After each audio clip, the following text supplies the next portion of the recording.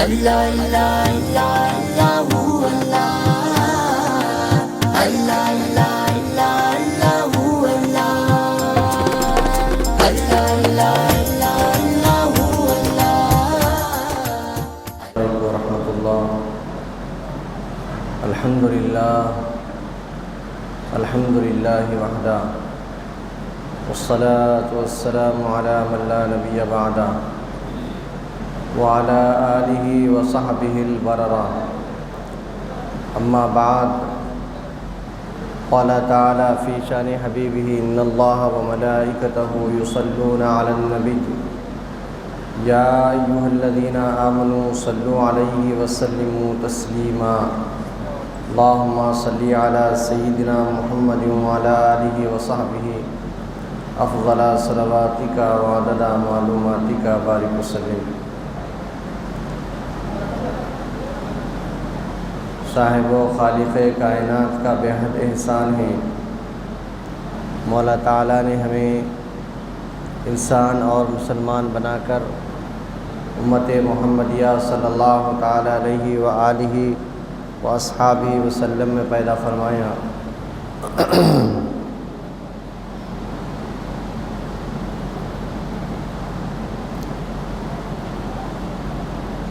پروردگار کا یہ بھی عظیم احسان ہے، ہم کو ماہ مبارک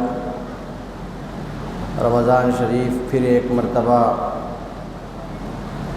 اس کی رحمتیں، برکتیں اور اس کی سعادتوں سے ہم کو مالا مال فرمانے کے لیے عطا فرمایا. ماہ رمضان آئے بھی اور واپس جانے کے لیے بالکل تیار ہیں. آج ماہ مبارک کا آخری جمعہ ہے، تو اس سے ہمیں سمجھ لینا چاہیے کہ دنیا میں جو چیز آتی ہے وہ جانے کے لیے، رہنا ہمیشہ کسی کو بھی یہاں پر نہیں ہے. کوئی بھی ہمیشہ رہنے کے لیے دنیا میں چیز وجود میں نہیں آتی. دنیا کا قاعدہ ہے کہ جو چیز دنیا کی وجود میں آتی ہے اس کی اصل یہی ہے، اس کی حقیقت یہی ہے کہ اس کو فنا ہونا ہے، اس کو برباد ہونا ہے، اس کو ختم ہونا ہے. ماہ مبارک رمضان شریف کا جہاں تک تعلق ہے، رمضان شریف ہر سال برابر آتے رہیں گے، مگر اس کو پانے کے لیے ہم رہیں گے یا نہ رہیں گے یہ اللہ کو معلوم ہے. تو جو وقت ہم کو ملا ہے اس میں پروردگار عالم کی مرضی کے مطابق ہمیں کام کرنا چاہیے اور مکمل یہ کوشش ہونی چاہیے کہ اس کو ہم راضی کر سکیں. آج میں کچھ دیر آپ حضرات کے سامنے دنیا اور اس کی چاہت، اس کی حقیقت، اس کے برخلاف اللہ سے محبت، رسول اللہ سے محبت اور اس محبت کی نسبت کی وجہ سے جو بقا ہے اس کو بیان کر کے اپنی بات کو ختم کروں گا. حضرت سیدنا دانیال علیہ السلام آپ کا ایک مرتبہ ایک لق و دق جنگل میں گزر ہوا. سیدنا ابو الحسنات سید عبداللہ شاہ صاحب نقشبندی مجددی قادری رحمۃ اللہ تعالی علیہ تحریر فرماتے ہیں کہ سیدنا دانیال علیہ السلام جنگل میں تشریف لے گئے. جنگل میں آپ کو آگے جانے کے بعد ایک سنگ مرمر کا گنبد نظر آیا. قریب گئے تو کیا دیکھتے ہیں کہ بہت بڑا محل ہے، اور اس محل کے اندر جب آپ داخل ہوئے تو اتنا خوبصورت محل ہے، اس کو بہت ہی نہایت اہتمام سے تیار کیا گیا ہے۔ آگے بڑھ کر آپ نے دیکھا کہ وہاں پر نہ کوئی آدم ہے نہ آدم زاد ہے، بالکل خالی محل ہے، چاروں طرف قیمتی چیزیں پڑی ہوئی ہیں، اشرفیاں، درہم، دینار، دنیا کی بے حساب دولت ہے۔ اور آگے بڑھا تو کیا دیکھتے ہیں کہ ایک تخت ہے جو ہیروں سے بنا ہوا ہے، قالینیں بچھی ہوئی ہیں، قالینوں کے اوپر وہ تخت ہے، وہ تخت کے اوپر ایک لاش پڑی ہوئی ہے جو ہڈیوں کا ڈھانچہ بن چکی ہے، بڑی لمبی چوڑی لاش ہے، ہڈیوں کا ڈھانچہ ہے۔ اس کے بازو میں ایک لمبی چوڑی تلوار ہے بڑی، وہ تلوار پہ لکھا ہوا ہے، کیا لکھا ہوا ہے؟ وہ لاش کے بازو میں تلوار ہے، لکھا ہوا ہے کہ میں قوم عاد کا آخری بادشاہ ہوں۔ وہ جو لاش تھی وہ اپنے بارے میں تلوار پہ لکھ کے مر گیا، میں قوم عاد کا آخری بادشاہ ہوں، 500 سال حکومت کیا، بے حساب بادشاہ میرے تابع تھے، یعنی سب میں بڑا بادشاہ تھا، اس کے ہاتھ کے نیچے کئی بادشاہ تھے، 400 بیویاں تھیں میری، اور 400 بیٹے اللہ مجھ کو عطا فرمایا، اور ہر بیٹا ایسا طاقتور کہ فوج کا کرنل تھا ہر بیٹا، اور میں بہت زبردست حکومت کیا، مال و دولت کے انبار میرے پاس تھے، میرے سر میں تک درد کبھی نہیں ہوا۔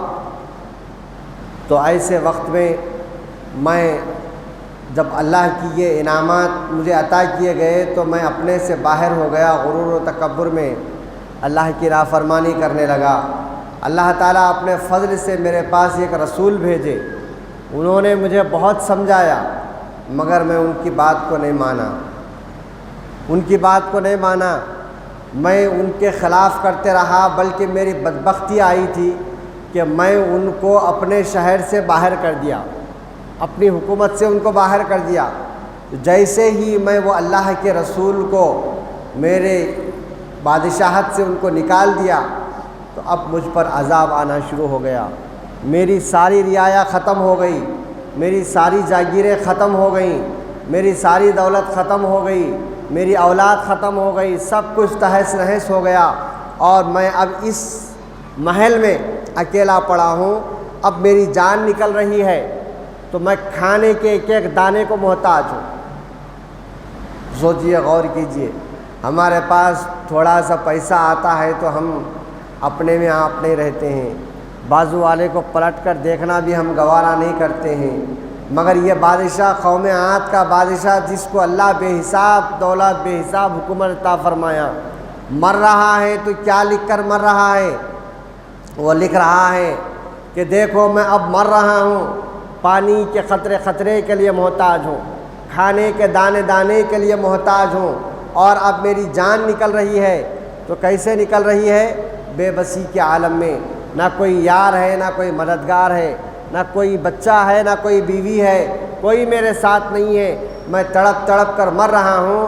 تو یاد رکھو دنیا والوں، جتنی دنیا ملی مجھے شاید کسی کو نہیں ملی ہوگی، تو یہ دنیا پر تم کبھی بھروسہ نہیں کرنا، یہ دنیا صرف 4 دن کی چاندنی ہے، اس کے بعد صرف بربادی ہے، اور پھر اگر آپ کو یہ دنیا ملتی ہے تو تم کو اللہ اور اس کے رسول کے مرضی کے مطابق زندگی گزارنا چاہیے، تو پھر دنیا بھی کامیاب ہے اور آخرت بھی کامیاب ہے۔ اللہ اور اس کے رسول کے مرضی کے خلاف کبھی مت جاؤ، اور دنیا پہ دھوکہ مت کھاؤ، اور دنیا حاصل ہونے پر اللہ اور اس کے رسول کے مرضی کے مطابق تم اپنی زندگی کو جو ہے سنوارو، تو پھر دنیا بھی تمہاری آباد ہے، آخرت بھی آباد ہے۔ یہ کہتے ہوئے جو ہے وہ اپنی تحریر کو وہ تلوار پر چھوڑ کر چلے گیا۔ اس کا بتلانے کا مقصد کیا ہے؟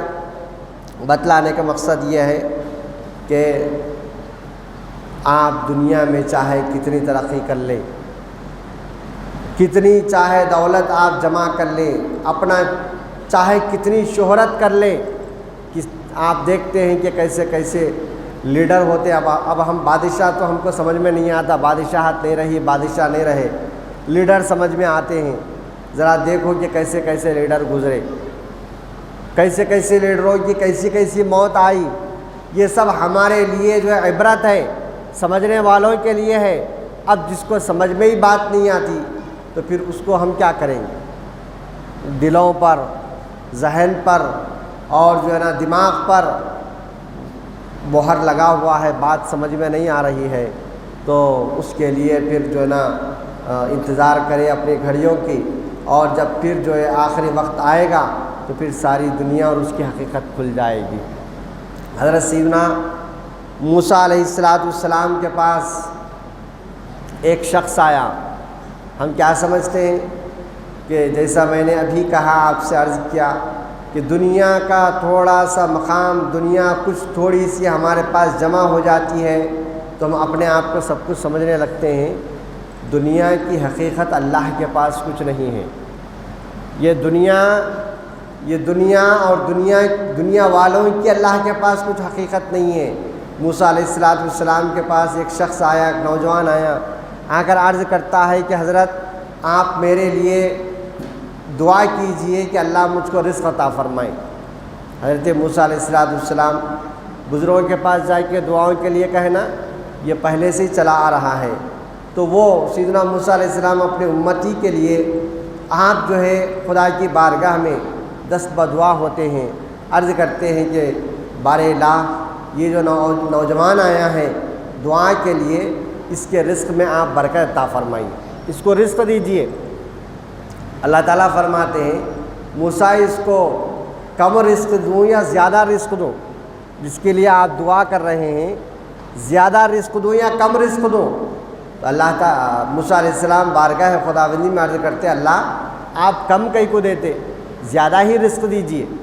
تو جیسے یہ بولنا تھا, پیچھے سے ایک شیر آیا, اس نوجوان پر حملہ کیا, اس کو ختم کر کے چلے گیا. موسیٰ علیہ السلام عرض کیے, پروردگار یہ بیچارہ رزق مانگنے کے لیے آیا تھا, روزی مانگنے کے لیے آیا تھا, آپ اس کو شیر کی روزی بنا دیے, ختم کر دیے, اس کا خاتمہ کر دیے. تو اللہ تعالیٰ بہترین جواب ارشاد فرمائے کہ موسیٰ سنو, اسی لیے میں آپ سے پوچھا تھا, جب اس کے حق میں آپ نے دعا کی کہ رزق دو, تو میں پوچھا ہے کہ رزق کم دوں یا زیادہ دوں؟ آپ نے کہا زیادہ دو. تو زیادہ رزق میں دنیا میں رکھا ہی نہیں ہوں, زیادہ رزق دنیا میں نہیں ہے, تو اس کو زیادہ رزق دینے کے لیے جنت میں بلا لیا. یہ ہے دنیا, یہ ہے دنیا کی اصل. جی, تو موت پیش نظر ہونا چاہیے.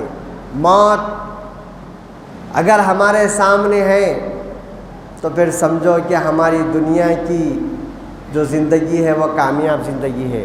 دنیا کی زندگی کامیاب تو قبر کامیاب, حشر کامیاب.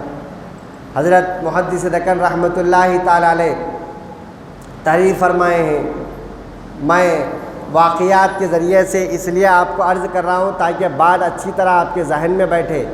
آج یہ مقدس دن رمضان شریف کا آخری جمعہ, تو اپنے اندر بے حساب برکتیں, اس کی ایک ایک گھڑی میں, ایک ایک لمحے میں اللہ تعالیٰ لاکھوں مسلمانوں کی جو گناہگار ہیں ان کی مغفرت فرما کر جہنم سے آزادی عطا فرماتے ہیں. تو اس کو جو ہے نا ہم سنجیدگی سے سنیں, عبرت کے کانوں سے سنیں, اور پھر اس کو اپنی زندگیوں میں شامل کریں تو نہایت فائدہ ہوگا. ایک بادشاہ اس زمانے کے ایک بہت بڑے بزرگ تھے, ان کا معتقد تھا, حضرت کی خدمت میں پہنچتا اور بادشاہت کے جو ضروری امور ہوتے اس میں حضرت سے مشورہ لیتا. حضرت جو مشورہ دیتے اس کے مطابق وہ کام کرتا تو اس میں اس کو کامیابی عطا ہوتی. تو ایک مرتبہ حضرت کے پاس گیا تو کیا دیکھتا ہے کہ جن کا وہ معتقد ہے, حضرت جو ہے گولیاں نکال کر کھا رہے ہیں, ایسا مٹھی مٹھی بھر کے گولیاں کھا رہے ہیں. تو بادشاہ کے دل میں خیال آیا. بادشاہ جو ہے اپنے بزرگ سے پوچھتا ہے حضرت یہ کئی کی دوا ہے, آپ کو کیا بیماری ہوئی ہے, کیوں کھاتے ہیں آپ یہ دوا؟ تو حضرت نے کچھ کہا نہیں, جواب نہیں دیے. کئی کی دوا ہے, کئی کے واسطے کھا رہی, کچھ نہیں بولے. تو آپ نے کہا کہ یہ 2 گولیاں ہیں, اس کو لے جا کے تم کھاؤ رات میں. تو حضرت کے حکم پہ گھر کو لایا, وہ اپنے محل میں, شاہی محل میں آیا اور کھا لیا. تھوڑی دیر کے بعد ایسا ہیجان پیدا ہوا. بادشاہوں کے پاس عورتیں, بیویوں کے علاوہ بھی باندیاں وغیرہ ہوتی ہیں, تو وہ گولیوں کا اثر ایسا ہوا کہ وہ رات میں ساری رات اپنی عورتوں کے پاس جاتے رہا, مگر اس کو اطمینان نہیں ہوا. تو صبح بڑا پریشان ہوا, سیدھا پھر حضرت کے پاس گیا. دیکھتا ہے کہ حضرت پھر وہ مٹھیوں سے گولیاں کھا رہے ہیں. تو اس کے دل میں ایک وسوسہ آیا. وسوسہ کہتے ہیں برے خیال کو. برا خیال اس کے ذہن میں آیا, اس کے دل میں آیا کہ میں 2 گولیاں کھایا تو رات میں میری یہ حالت ہوئی کہ ساری عورتوں کے پاس گیا تو مجھے اطمینان نہیں ہوا. تو پھر یہ حضرت اتنے گولیاں کھا رہے ہیں مٹھی بھر بھر کے, تو پھر حضرت کے پاس کتنی عورتیں آتی ہوں گی, حضرت کیسا جو ہے اس کو کنٹرول کرتے ہوں گے. یہ جو ہے وسوسہ اس کے دل میں آیا. تو اللہ کی عطا سے اللہ کے نبی اور اللہ کے ولی زمین پر ہیں, زمین کے اوپر ہیں, مگر زمین کے نیچے کیا ہو رہا ہے ان کو معلوم ہوتا ہے. وہ آسمان کے نیچے مگر آسمان سے اوپر کیا ہو رہا ہے وہ اللہ کی مدد سے وہ جان لیتے ہیں. تو بتایا گیا کہ عالم کے پاس جانا ہے تو اپنی زبان کو قابو میں رکھ کر جاؤ, کہ تمہاری زبان سے کوئی ایسا جملہ نہ نکلے کہ جس کی وجہ سے وہ عالم تم کو فتویٰ دے دے. اور جب اللہ والوں کے پاس جانا ہو تو اپنے دل کو قابو میں رکھ کر جاؤ, اس لیے کہ عالم تمہاری زبان کو دیکھتا ہے اور اللہ والے کی نظر تمہارے دلوں پر ہوا کرتی.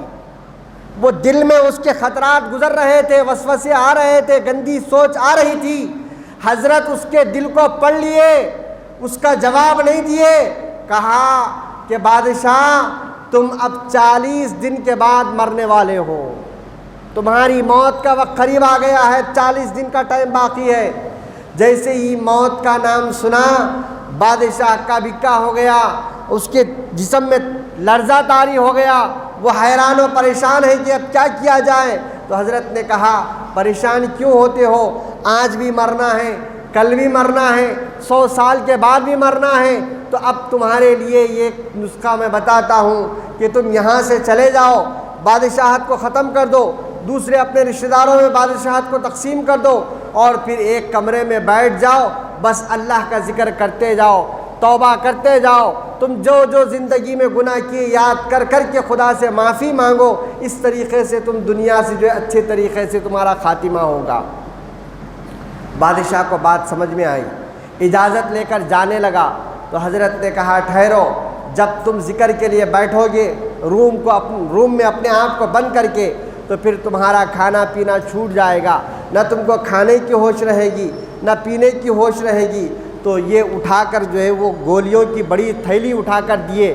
کہا کہ اس کو کھاتے جاؤ اور عبادت کرتے جاؤ, یہ طاقت کی گولیاں ہیں, تم کو طاقت ملتے رہے گی.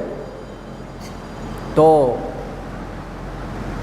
بادشاہ وہاں سے اٹھا, اپنے گھر کو پہنچ کر بادشاہت سب جو تقسیم کر دیا اور خود ایک کمرے میں بند ہو گیا.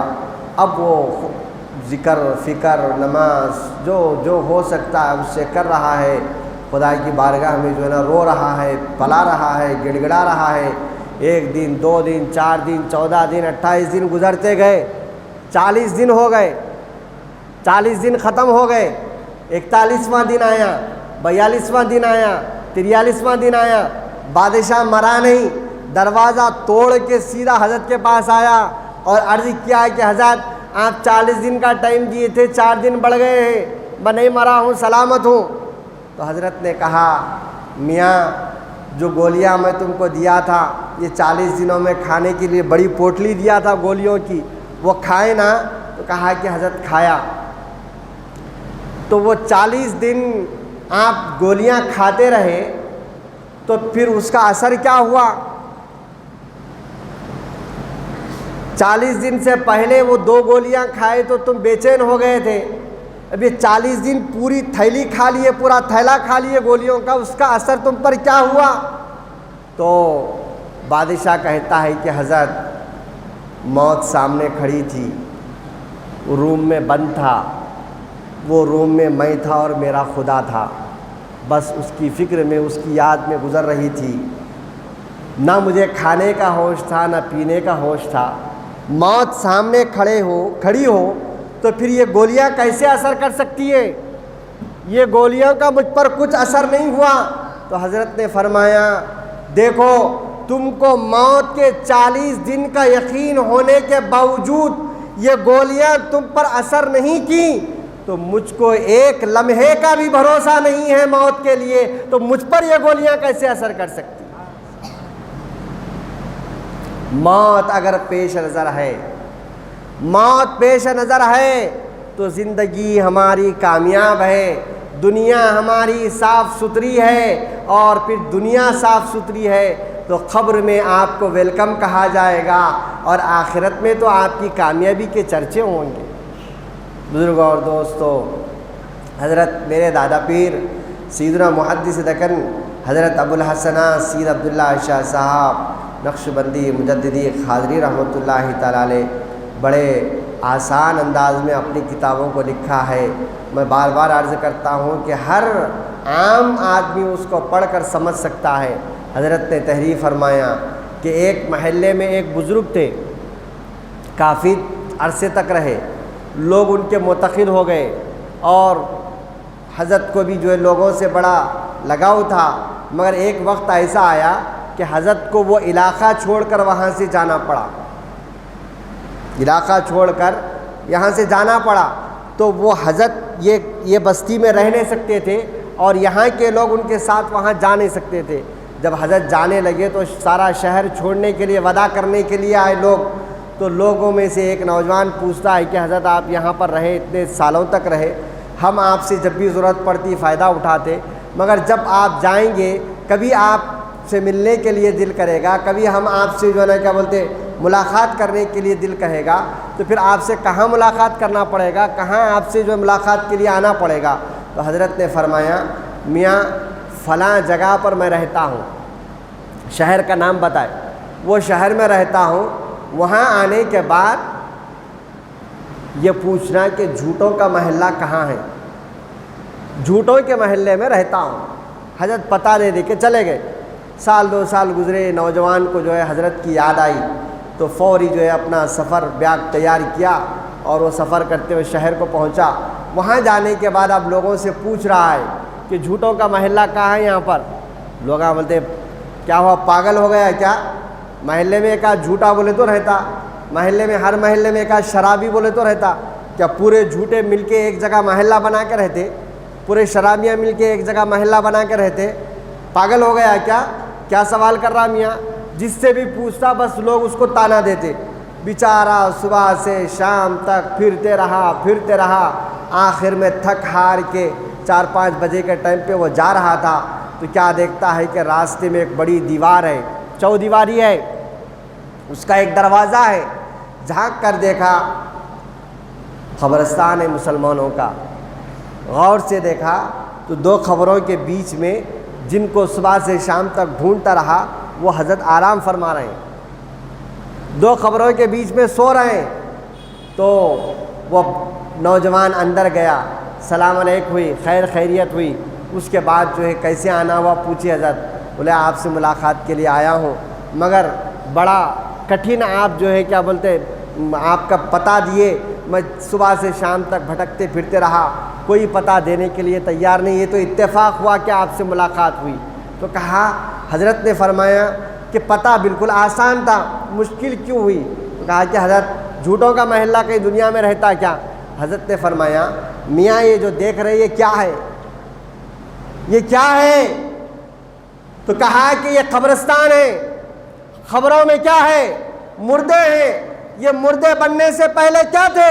یہ زندہ تھے۔ تو حضرت نے فرمایا جب یہ قبروں کے مردے دنیا میں زندہ تھے تو یہ کہتے تھے کہ یہ بلڈنگ میری ہے، یہ گھر میرا ہے، یہ بینک بیلنس میرا ہے، یہ بیویاں میری ہیں، یہ اولاد میرے ہیں، یہ میری شہرت میری ہے، یہ جائیدادیں میری ہے، یہ مقام و مرتبہ میرا ہے۔ مگر آج خبر میں ان کے پاس کیا کیا ہے؟ کیا کوئی بیوی اس کی خبر میں ہے؟ کیا کوئی بیٹا اس کی خبر میں سو رہا ہے؟ کیا کوئی گھر جائیداد اس کی خبر میں ہے؟ کیا کوئی اور دنیا کی چیز جائیداد اس کی خبر میں ہے؟ کوئی چیز نہیں ہے۔ جو دنیا میں میرا میرا کر کے دعویٰ کہتا تھا، اپنے نام پر پراپرٹیوں کو جمع کیا کرتا تھا، اپنے نام پر بینک بیلنس بنایا کرتا تھا، اپنے نام کا عہدہ چاہتا تھا، نہ عہدہ ہے نہ عہدیدار ہے، نہ کوئی ساتھ دینے والا ہے، نہ کوئی اس کی فکر کرنے والا ہے، کوئی چیز دنیا کی جو دعویٰ کرتا تھا اس کی خبر میں کوئی چیز نہیں ہے، تو ان سے بڑے جھوٹے اور کون ہو سکتے؟ یہ دنیا جھوٹی ہے، دنیا والے جھوٹے ہیں، دنیا کے ناطے رشتے جھوٹے ہیں، دنیا کی ساری چیزیں ہم کو تہس نہس برباد کرنے کے لیے ہیں۔ اگر ہم خیریت چاہتے ہیں، اگر ہم عزت چاہتے ہیں، اگر ہم کو راحت چاہیے، تو ہم کو اس دنیا میں رہتے ہوئے جو دنیا کا پیدا کرنے والا ہے اس سے ناطہ رشتہ مضبوط کر کے چلنا پڑے گا۔ بزرگوں اور دوستوں، حضرت نے تحریر فرمایا کہ ایک اللہ والے جن کا نام حضرت نے انتر تحریر فرمایا ہے، وہ ایک مرتبہ بازار سے دیکھے کہ تربوز بڑا خوبصورت اور میٹھا میوہ جو ہے نا بازار میں آیا ہے، تربوز خرید کر اپنے گھر والوں کو بھیجے۔ رات جب ان کی مصروفیات ختم ہوئی، رات کو گھر کو گئے، اپنے بیوی سے کہا کہ وہ جو تربوز میں بھیجا ہوں وہ تربوز نکالو، کھائیں گے۔ بیوی نے کہا کہ تربوز جو ہے آپ جو بھیجے تھے بچے اور میں مل کے سب کھا لیے۔ بولے ٹھیک ہے، آپ کھا لیے تو کھا لیے، اچھا کیا، مگر میرا جو حصہ ہے وہ نکالو۔ تو بیوی نے کہا نہیں جی، جب تربوز کھانا شروع کیے تو بڑا مزے کا تھا، تو میں اور بچے مل کے سب کھا لیے، پورا ختم ہو گیا، آپ کا حصہ نہیں ہے۔ تو یہ جملے کا انتر پر ایسا اثر ہوا، صبح رات تمام بے چینی سے کٹی، سوچتے رہے کہ میں کمایا، میں جمع کیا، میں اس کو بازار سے خرید کے بھیجا، تو یہ میرا حصہ نکالنا بھول گئے، جبکہ ان کے ساتھ ہوں میں دنیا میں، اور جب میں مر جاؤں گا خبر کے گڑے میں میں جو ہے نا بے یار و مددگار پڑا رہوں گا، تو اس وقت مجھے یہ کیا یاد کریں گے؟ مجھے نہیں یاد کریں گے۔ بات سمجھ میں آئی، صبح اٹھا، اپنی بیوی سے کہا کہ دیکھو بیگم، ایک باغچہ ہے 40,000 میں جو ہے کیا بولتے وہ بک رہا ہے، اب میرے سے کاروبار میں جو اتنی مصروفیات ہو رہی ہے کہ آپ کو تک میں ٹائم نہیں دے رہا ہوں، بچوں کو ٹائم نہیں دے سک رہا ہوں، میں وہ باغچہ خریدوں گا، اس سے بڑا فائدہ ہوگا، زیادہ محنت کرنے کی ضرورت نہیں پڑیں گی، تو ہم جو ہے جو وقت ملیں گا اس میں خوب مزے اڑائیں گے، خوب کھائیں گے پیئیں گے، تو لہٰذا میں جو ہے نا وہ باغ خریدنا چاہتا ہوں۔ بیوی نے کہا تو یہ تو بہت اچھی بات ہے، جب فائدہ زیادہ ہے تو فوری خرید لیجئے اور پھر میرے اور بچوں کے نام کر دیجئے۔ جی اچھی بات ہے۔ گئے، وہ اپنی پوری دولت لگا کے وہ باغچہ خریدے۔ باغچہ خرید کے اعلان کر دیا کہ جس کو جو درخت ہونا ہے میرے باغ میں سے آ کے توڑ کے لے جائے۔ گھنٹوں منٹوں میں پورا باغ جا کے وہ میدان ہو گیا، پورے لوگ آئے اور وہاں سے وہ باغ کے پورے درخت جو ہے وہ اکھاڑ کے لے کے چلے گئے۔ چٹیل میدان ہو گیا تو اطلاع بیوی بچوں کو ملی، بیوی بچے ماتم کرتے ہوئے آئے، بولے یہ کیا کرے آپ، اتنا قیمتی باغ خرید کے آپ جو اس کو ختم کر دیے۔ تو حضرت نے فرمایا کہ دیکھو، میں جب تم کو تربوز بھیجایا میرے کو یاد نہیں رکھے، میرے کو بھول گئے، تو میرے جانے کے بعد تم مجھ کو کیا یاد کریں گے؟ تو اس لیے میں جو کمایا تھا، یہ جو باغ ہے، یہ جو باغ کی جو زمین ہے نا، اس کو میں مسلمانوں کے قبرستان کے لیے وقف کرنا چاہتا ہوں۔ میری زندگی میں اپنا سودا کرنا چاہتا ہوں، میرے مرنے کے بعد تم میرے لیے کریں گے، میرے کو اس کا یقین نہیں ہے۔ اور ہم غور کریں کہ ہم اپنے مرنے والوں کا کتنا خیال کرتے ہیں۔ جب تک جان میں سانس ہے جسم میں، جو ہم کرے وہی ہمارا ہے۔ اب اللہ توفیق دیا، اولاد نیک نکلی تو اس وقت کچھ ہو سکتا ہے، نہیں تو اب ہم غور کر لیجیے بھائی، ہم اپنے رشتہ داروں کے لیے کیا کر رہے ہیں؟ کر بھی رہے ہیں تو بعض لوگ کئی کے واسطے کرتے، ارے چہلم کر رہے، کس کو بلا رہے؟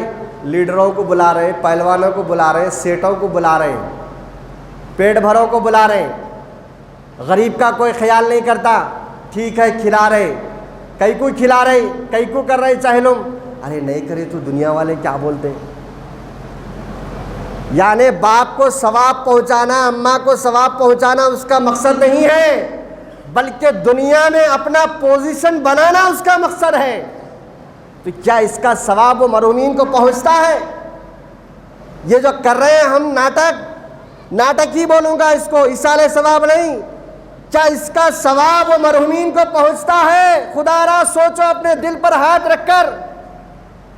نہیں میرے بزرگوں اور دوستوں، تو آپ نے وہ سارا باغ مسلمانوں کے قبرستان کے لیے وقف کیا، اس کے بعد کیا ہوا؟ اس کے بعد یہ ہوا کہ ان کا انتقال ہوا، انتر صاحب کا انتقال ہوا۔ کسی نے خواب میں دیکھا کہ وہ جو ہے بڑے باغ میں ٹہل رہے ہیں انتقال کے بعد، تو خواب دیکھنے والا پوچھتا ہے کہ کیسے گزر رہی ہے؟ انتقال ہوا، یہ کیسا باغ ہے؟ تو کہا ہے کہ دنیا میں جو میرا باغ تھا بیچ کر میں اللہ کے لیے مسلمانوں کے قبرستان کے لیے وقف کیا، تو اللہ تعالیٰ جنت میں اپنا باغ عطا فرمایا ہے، دنیا کے اس باغ کے بدلے میں جنت میں یہ باغ عطا فرمایا ہے۔ تو یہ دنیا جو ہے بالکل یعنی کہ بھروسے کے قابل نہیں ہے، یہ دنیا بالکل۔ میں اختصار کے ساتھ عرض کر کے اپنی بات کو ختم کرتا ہوں۔ دیکھیے آپ حضرت نے بہت اچھے انداز میں جو ہے نا تحریر فرمایا ہے کہ دنیا کو غور کرو تو اس کے 3 حصے ہیں۔ پہلا حصہ کیا ہے؟ انسان پیدا ہوتا ہے، اولھا البکا، پہلا حصہ کیا ہے؟ رونا۔ بچہ بڑا ہونے تک روتے رہتا، دنیا میں آیا تو روتے ہوئے پیدا ہوا، اس کا پہلا حصہ رونا ہے۔ وہ اوسطھا العنا، اور اس کا درمیانی حصہ کیا ہے؟ محنت، مشقت، مزدوری، پسینہ بہانا، کوشش کرنا، اس کو جھوٹ بولے، اس کو جھوٹ بولے، اس کا قبضہ کرے، اس کا قبضہ کرے، ہر رات کی چٹیاں چلائے، دھوکہ دیے، الزام لگائے، دلوں کو تکلیف دیے، فلاں کرے، لوٹ کھسوٹ کر کے جمع کرے۔ یہ کیا ہے؟ یہ درمیانی حصہ ہے دنیا کا۔ اور پھر آخر میں کیا ہے؟ تو آخرھا الفنا، روتے ہوئے آیا تھا، پریشانی میں زندگی گزارا، اب آخر میں اس کا رزلٹ کیا نکل رہا ہے؟ فنا فنا فنا، بربادی، تہس نہس، تباہ تاراجی، کوئی چیز آپ کے ہاتھ نہیں لگی، ہاتھوں کو پسار کر خبر میں سو کر جا رہے ہیں، کفن میں سو کر جا رہے ہیں، آپ جا نہیں سکتے مگر اٹھا کر آپ کو لے جا کے گڑھے میں پٹک رہے ہیں۔ یہ دنیا ہے۔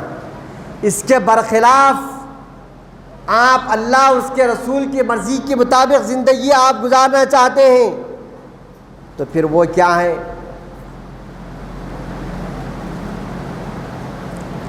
دنیا میں بھی پیارے نبی صلی اللہ علیہ وسلم ارشاد فرمایا، دنیا مسلمان کے لیے قید خانہ ہے اور کافر کے لیے جنت ہے۔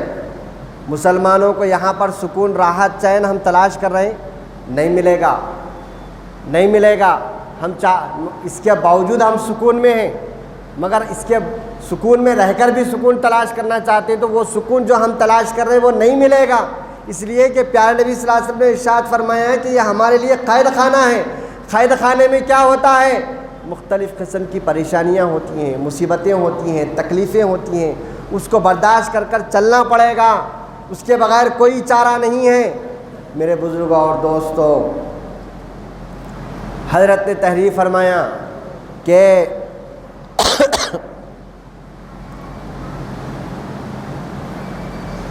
دنیا میں ہم جو زندگی گزارے اس کا پہلا حصہ رونا ہے، اس کے درمیان کا حصہ مصیبتوں سے بھرا ہے، اور تیسرا حصہ فنا ہے۔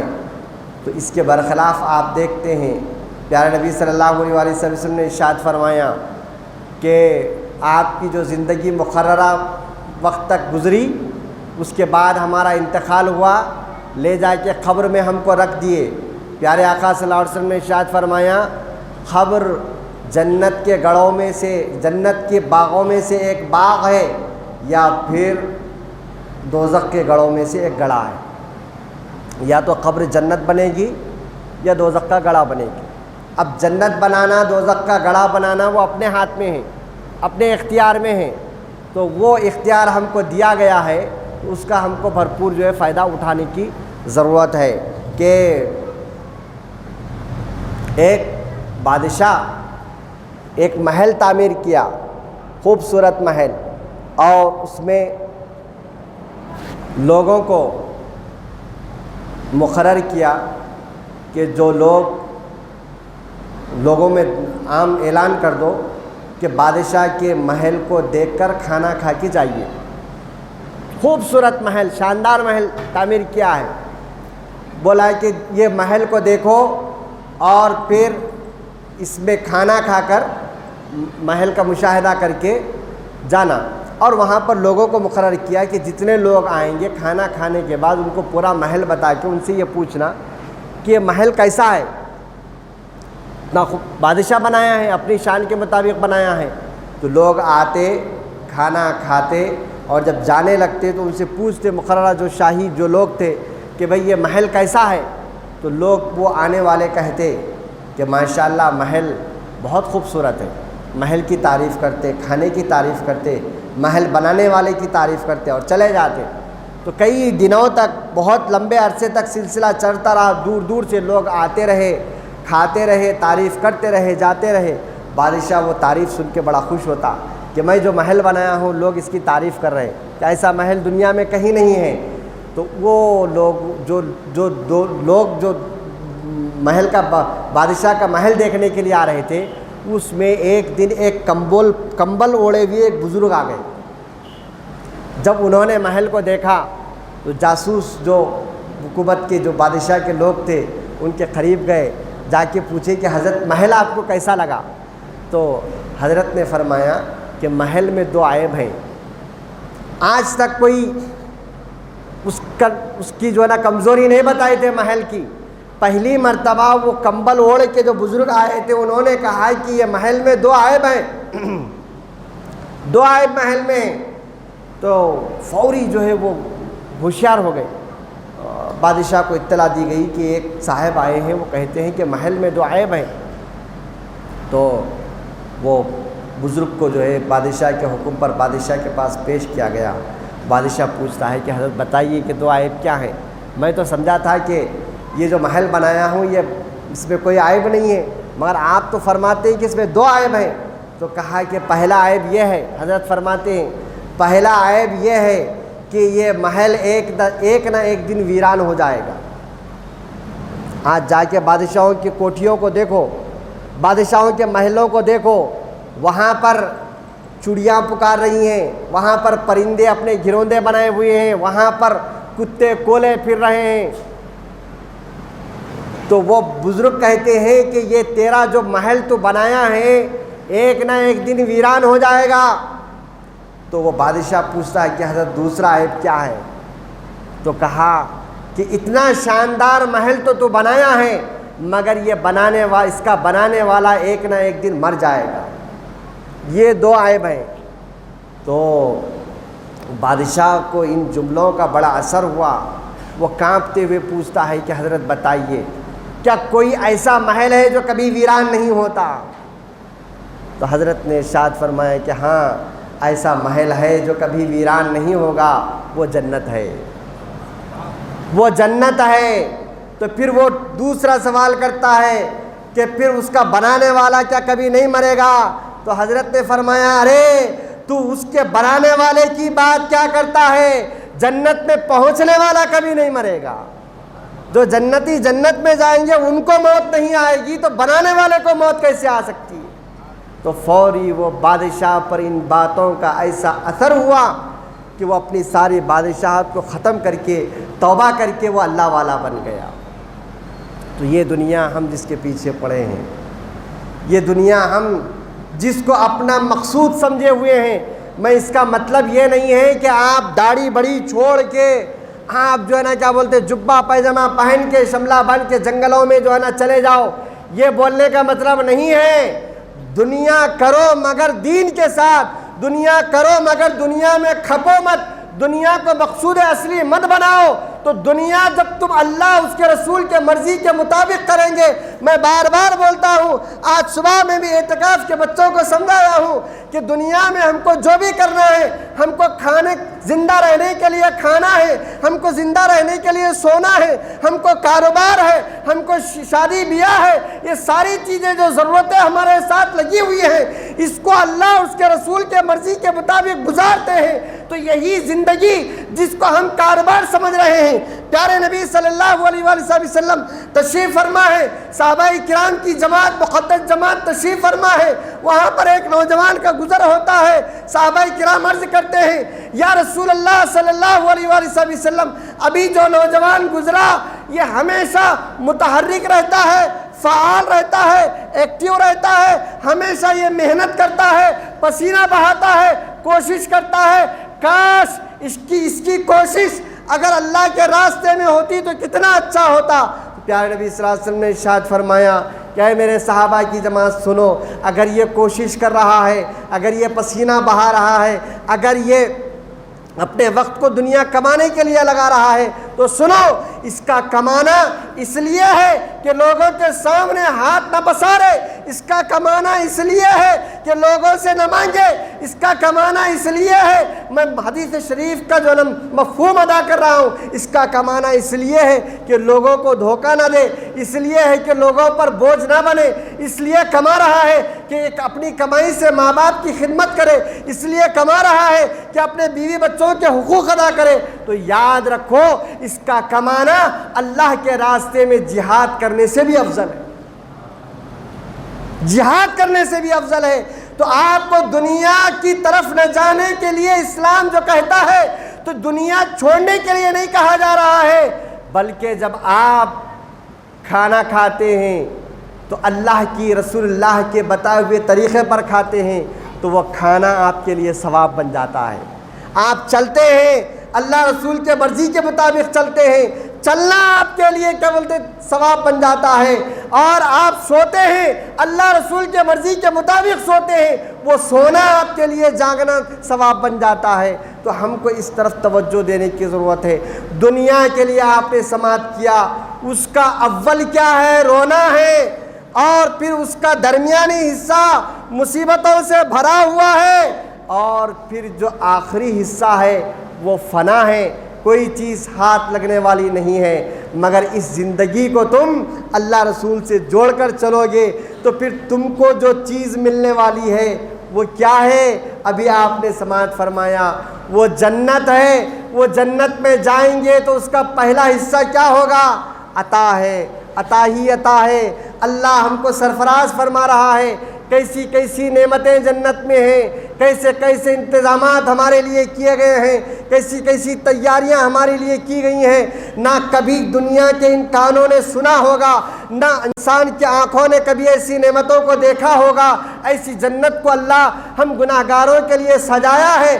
جنت کا پہلا حصہ عطا ہے، اور دوسرا حصہ کیا ہے؟ حضرت فرماتے ہیں اولھا عطا العطا و اوسطھا الرضا، اللہ تعالیٰ کی رضامندی وہاں ملے گی، اللہ تعالیٰ آپ سے راضی ہو جائیں گے، آپ اللہ سے راضی ہو جائیں گے۔ اس کے بعد کیا ہوگا؟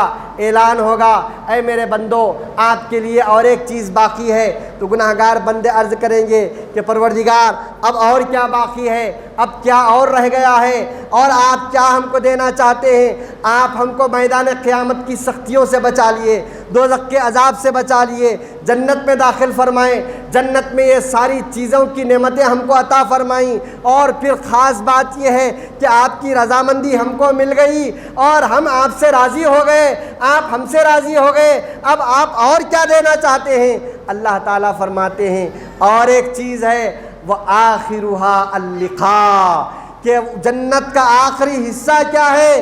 جنت کا آخری حصہ یہ ہے کہ میں تم کو اپنے دیدار سے مشرف کروں گا۔ وہ ملاقات ایسی ہوگی کہ جب جنتی جنت میں جانے والے ساری نعمتوں کو استعمال کر چکے ہوں گے، جب عرض کریں گے کہ پروردگار تیرے دیدار میں جو مزہ ہے جنت کی کسی چیز میں وہ مزہ نہیں، اللہ اپنے دیدار سے ہم کو سرفراز فرمائے۔ بزرگوں اور دوستو، بولنے کے لیے باتیں بہت ہیں مگر وقت نہیں ہے، اختصار یہی ہے کہ میں ایک بات ضرور عرض کروں گا کہ یہ جو حالات ہم پر ہیں، چاہے آپ اس کو دنیا والوں کی سازش بولیے یا آپ اس کو کوئی اور نام دیجئے یا پھر اس کو بیماری بولیے، کچھ بھی بولیے، یہ حالات ہمارے اپنے کرتوت کی وجہ سے۔ ہم جائزہ لیں، میں بار بار بول رہا ہوں، ہم قدم قدم پر اللہ کی نافرمانی کر رہے ہیں، چاہے وہ ہم اپنے گھریلو زندگی لے لیں، کاروبار لے لیں، آپسی تعلقات میں لے لیں، یا شادی بیاہ کو لے لیں، یا پھر رشتہ داری نبھانے کے معاملات کو لیجئے، کوئی بھی چیز کو لیجئے، ہم کیا کر رہے ہیں؟ اپنی منمانی کر رہے ہیں۔ اللہ رسول اللہ تو ہم کو معلوم ہی نہیں ہے، اللہ رسول اللہ تو ہم کو معلوم ہی نہیں ہے۔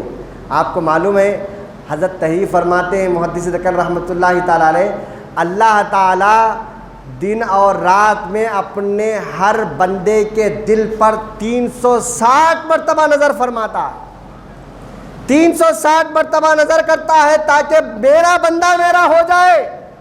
اللہ چاہتے ہیں کہ اس کا بندہ اس کا ہو جائے۔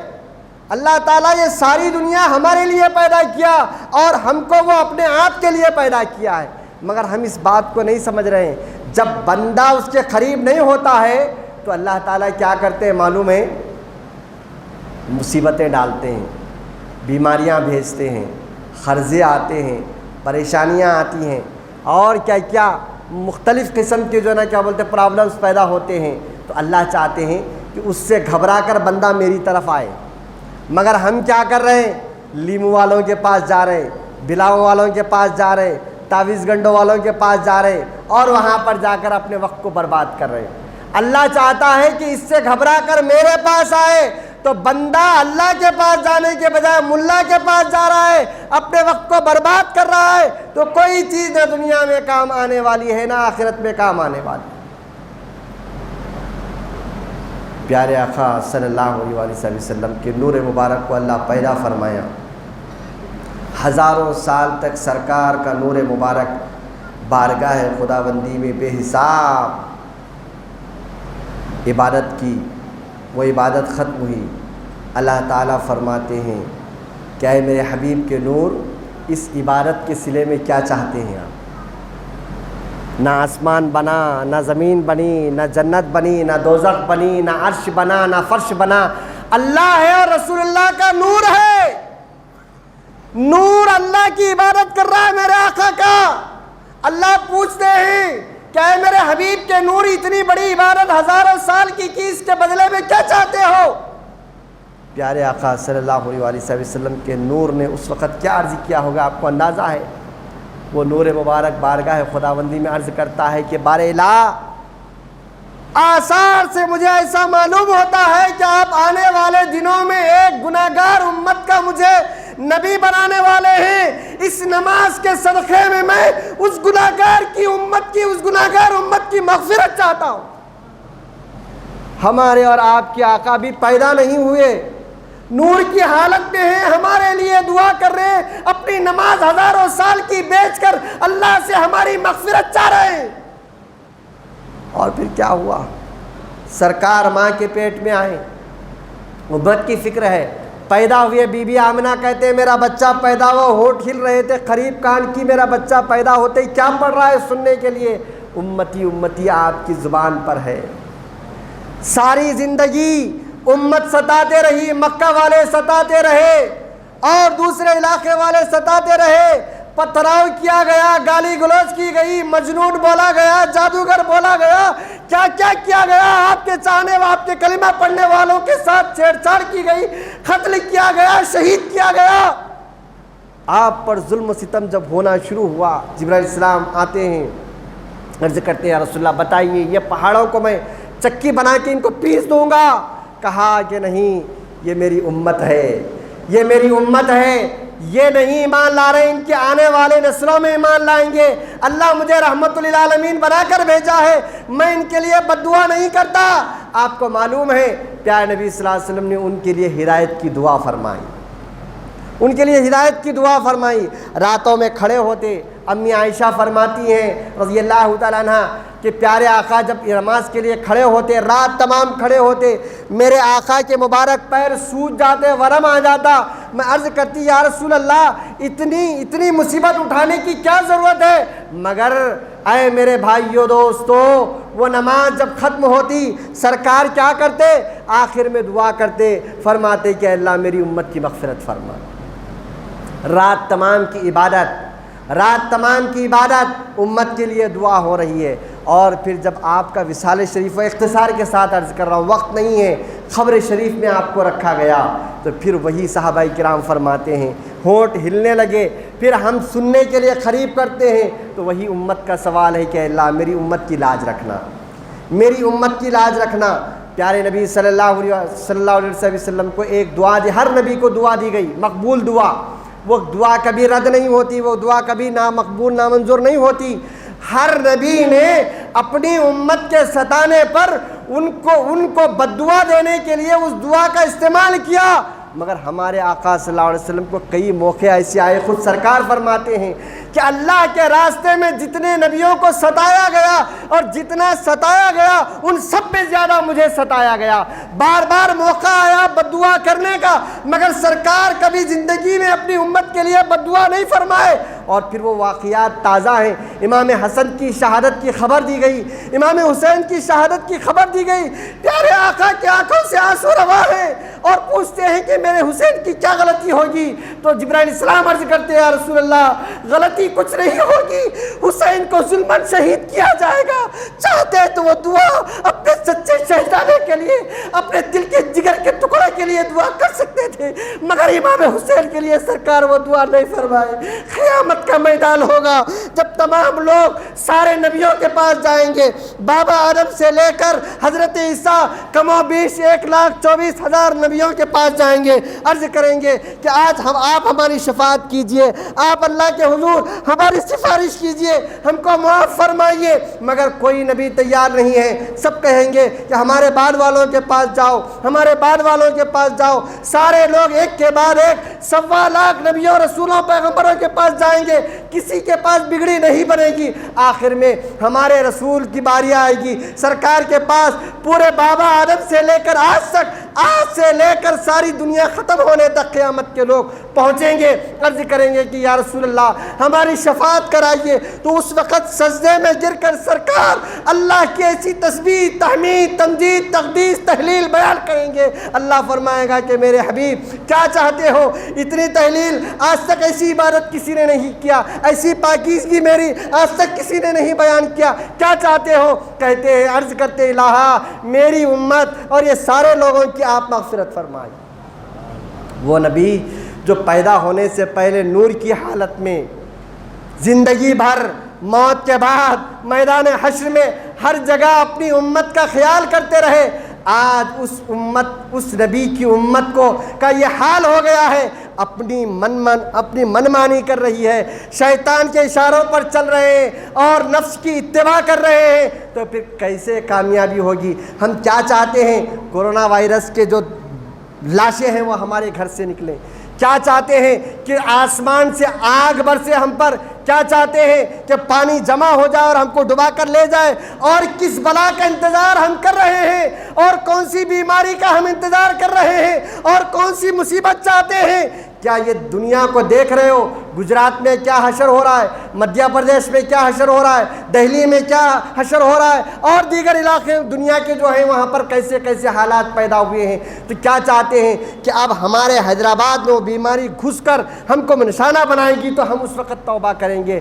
نہیں میرے بزرگوں اور دوستوں، ہم کو سنبھلنا پڑے گا، سوچنا پڑے گا، ہم سر سے لے کر پیر تک ہم غور کریں کہ اسلام ہم سے کیا چاہتا ہے اور ہم کیسی زندگی گزار رہے ہیں۔ میں کوئی ایک بات ہو تو آپ کو بتاؤں، ہمارا کھانا پینا حرام، ہمارا سونا جاگنا حرام، ہم آنکھ کھول کے دیکھتے ہیں تو حرام دیکھتے ہیں، ہمارا دل سوچتا ہے تو دوسرے کو نقصان پہنچانے کے لیے سوچتا ہے، ہماری زبان چلتی ہے دوسروں کی غیبت چغلی اور الزام لگانے کے لیے چلتی ہے، ہمارے ہاتھ اٹھتے ہیں تو دوسروں پر ظلم کرنے کے لیے اٹھتے ہیں، ہماری کمائی ہے تو بے دریغ حرام کاموں میں خرچ کرنے کے لیے ہے۔ ہم کون سی زندگی پاکیزہ زندگی گزار رہے ہیں؟ اس کو ہمیں غور کرنا پڑے گا، اپنا محاسبہ کرنا پڑے گا۔ یہ حالات جو آئے ہیں ہم کو ہلانے کے لیے، جھنجھوڑنے کے لیے، سدھارنے کے لیے ہے۔ اگر اب بھی نہیں سدھریں گے، جب موت آئے گی، موت کا فرشتہ آئے گا، قبر میں ہمارے جنازے کو رکھ دیا جائے گا۔ جیسا کہ میں شروع سے بولتے ہوئے آ رہا ہوں، قبر میں جانے کے بعد کوئی ماں باپ نہیں، کوئی یار و مددگار نہیں، کوئی دوست و احباب نہیں، کوئی اولاد نہیں، آپ کو حرکت کرنے کی بھی اجازت نہیں دی جائے گی۔ اگر ہمارے اعمال اس طرح ہیں، وہاں سانپ مقرر کیے جائیں گے، وہاں پر بچھو مقرر کیے جائیں گے، اس قبر کے گڑھے کو دوزخ کا گڑھا بنا دیا جائے گا، اس وقت سوچو ہم پر کیا گزرے گی۔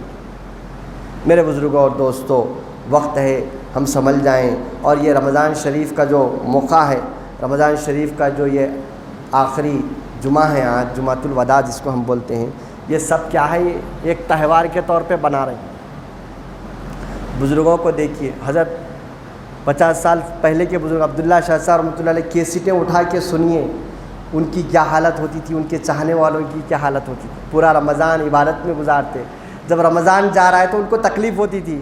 اب ہمارے پاس کیا ہے، ایک یعنی کہ وہ آپ کی حکومت کی انگلش کی زبان میں کیا بولتے ہیں، کوئی یعنی کہ تقریب جو ہوتی نا، کوئی ڈے بنا رہے ہیں آپ، کوئی فنکشن بنا رہے ہیں آپ، کیا ہے، سحر میں فنکشن ہو رہا ہے، افطار میں فنکشن ہو رہا ہے، افطار کے بعد فنکشن ہو رہا ہے، کیا بہت بڑے ولی دہا پڑھ لیے تو بہت بڑا تیر مارے آپ، بہت بڑے اللہ کے ولی بن گئے، احسان کرے آپ دہا پڑھ کے، بس دہا پڑھ لیا ہوں۔ نماز عشاء کی کہاں ہے؟ فرض نماز، آپ کی نمازیں کتنی قضا ہو رہی معلوم ہے؟